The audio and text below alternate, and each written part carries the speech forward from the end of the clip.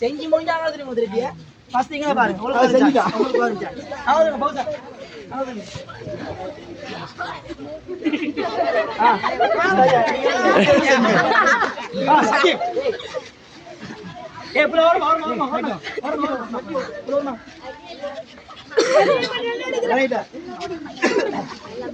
யாசின்னா